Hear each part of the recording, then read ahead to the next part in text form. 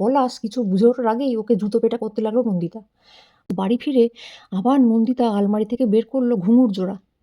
নন্দিতা অতর্কিতে ছুরিটা তুলে তাক করলো অজন্তার দিকে। প্রিয় দর্শক বন্ধু, এই ভিডিওটি শেষ দরজার সামনে গল্পের তৃতীয় তথা শেষ পর্ব। এই ভিডিওটি দেখার আগে অবশ্যই আই বাটনে ক্লিক করে পর্ব 1 এবং 2 সম্পূর্ণ দেখবেন। অফিস কলিগরা ভয় পেয়ে গেল রীতিমতো। নিজেদের কাজ ফেলে ওরা বসের ঘরে উঁকিঝুঁকি মারতে লাগলো। বসও থমকে গেলেন ওর কথায়। ওকে কিছু বলার সুযোগ না দিয়েই নন্দিতা ভ্যানিটি ব্যাগ থেকে একটা কাগজ বের করে ছুঁড়ে মারল বসের মুখে। আমার রেজিগনেশন লেটার দিয়ে গেলাম, পড়ে নেবেন, টাটা। প্রত্যুত্তরের অপেক্ষা না করে গটগট করে নন্দিতা বেরিয়ে এলো ঘরের বাইরে। বাইরে বেরিয়েই দেখে অনতি দূরে দাঁড়িয়ে আছে পলাশ। শান্তশিষ্ট লাজুক নন্দিতার এমন আচরণে ভড়কে গেছে ও। নন্দিতা পা থেকে স্টিলেটোটা খুলে এগিয়ে গেল ওর দিকে। পলাশ কিছু বুঝে ওঠার আগেই ওকে জুতো পেটা করতে লাগলো নন্দিতা। মার খেয়ে আধমরা পলাশ মেঝেতে পড়ে আছে। প্রতিবাদ করতেও যেন ভুলে গেছে। গোটা অফিসটা নিস্তব্ধ, যেন সুচ পড়লেও শব্দ শোনা যাবে।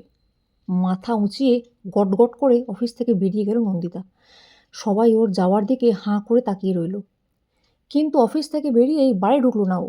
একটা ক্যাব বুক করে চলল উত্তর কলকাতার একটা বাড়ির দিকে। পুরনো বাড়িটায় কলিং বেল নেই, কড়া নাড়ল। একটু পরেই বেরিয়ে এলো একজন মধ্যবয়স্কা মহিলা। কাকে চাই? সুলোচনা দত্ত আছেন? হ্যাঁ, দিদি তো ভেতরেই আছেন। আপনি কি ওনার পরিচিত? আমি ওনার প্রাক্তন ছাত্রী।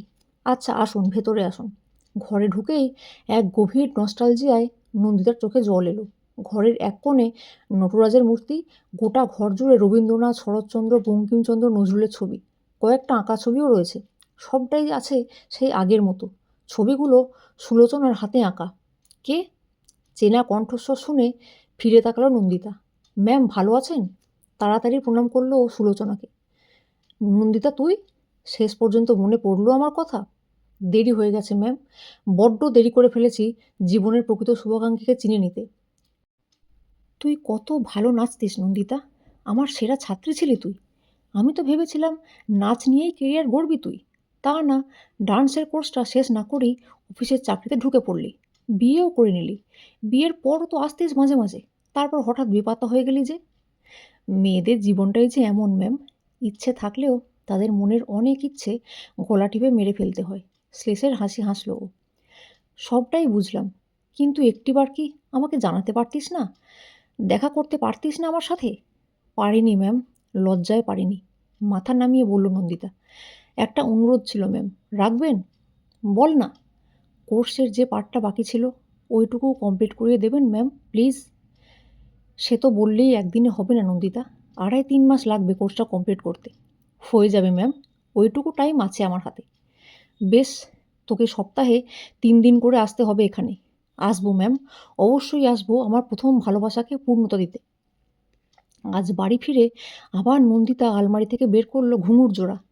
কত দিনের অযত্নে ধুলো পড়ে গেছে। শাড়ির আঁচল দিয়ে ঘুঙুর দুটো মুছলো। পরের দিন বিকেলেও নৃত্যশিল্পীর সাজে সেজে উঠল। পায়ে পড়ল ঘুঙুর। গন্তব্য সুলোচনার নাচের ক্লাস। সবেমাত্র ঘর থেকে বেরোতে যাবে এমন সময় পথ আটকে দাঁড়ালেন অজন্তা। তোমার অনেক বেয়াদবি সহ্য করেছি, কিন্তু তুমিও ভুলে যাও না সেনগুপ্ত বাড়ির একটা মান সম্মান আছে। সেই বাড়ির বউ বাইজি সেজে বাজারে নেচে বেড়াবে, তা আমি হতে দেব না। আমাকে আপনি আটকাতে পারবেন না মা। আমার আর কোনো ভয় নেই আজ। যাবতীয় ভয়, কুণ্ঠা, লজ্জা থেকে আমি মুক্ত।